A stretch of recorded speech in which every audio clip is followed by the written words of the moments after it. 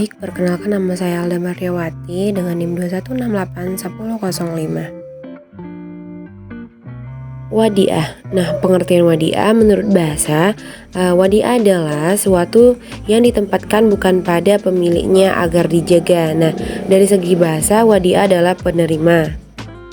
Wadiah dapat diartikan sebagai titipan murni dari suatu pihak ke pihak lain, baik individu maupun badan hukum, yang harus dijaga dan dikembalikan kapan saja si penitip kehendaki. Macam-macam wadiah. Nah, yang pertama yaitu ada wadiah yat amanah. Nah, secara umum wadiah adalah titipan yang murni dari pihak penitip yang mempunyai barang atau aset kepada pihak penyimpan yang diberi amanah atau kepercayaan.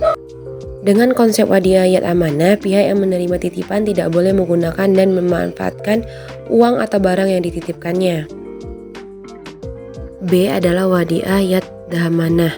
Nah, prinsip yat damanah tangan penanggung yang berarti bahwa pihak penyimpan bertanggung jawab atas segala kerusakan dan kehilangan yang terjadi pada barang atas aset titipan.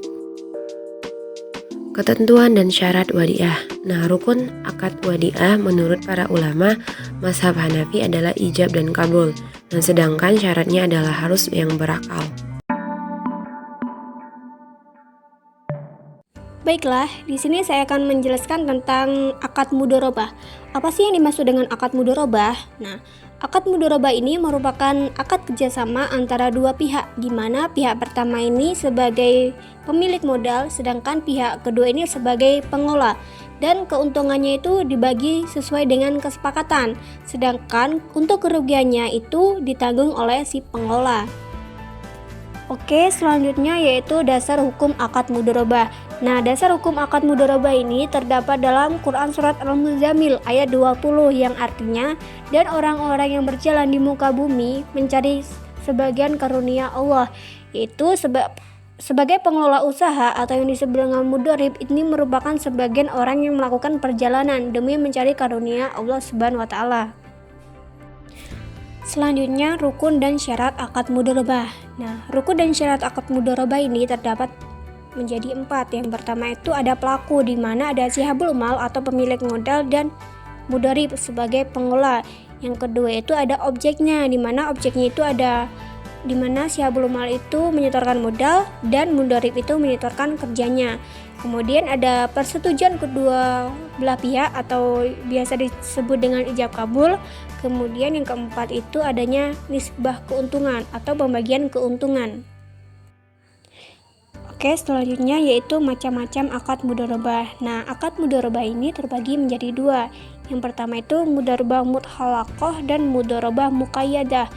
Untuk mudharabah muthalaqah yaitu merupakan bentuk kerjasama antara sihabul mal dengan mudharib yang tanpa syarat. Kemudian cakupannya itu sangat luas, tidak dibatasi oleh siapapun. Sedangkan mudharabah muqayyadah itu kebalikan dari mudharabah muthalaqah, di mana mudharib itu dibatasi dengan batasan jenis usaha, tempat usaha, dan waktu serta lainnya. Untuk mudharabah muqayyadah ini dibagi menjadi 2. Yang pertama itu al-mudharabah muqayyadah on balance sheet, kemudian al-mudharabah muqayyadah off balance sheet. Nah, untuk al-mudharabah muqayyadah on balance sheet ini yaitu di mana sihabul mal dapat menetapkan syarat-syarat tertentu yang harus dipatuhi oleh bank. Sedangkan al-mudharabah muqayyadah off balance sheet ini untuk penyaluran dana mudharabah langsung kepada mudharib, di mana bank yang bertindak sebagai perantara yang mempertemukan antara sihabul mal dengan mudharib.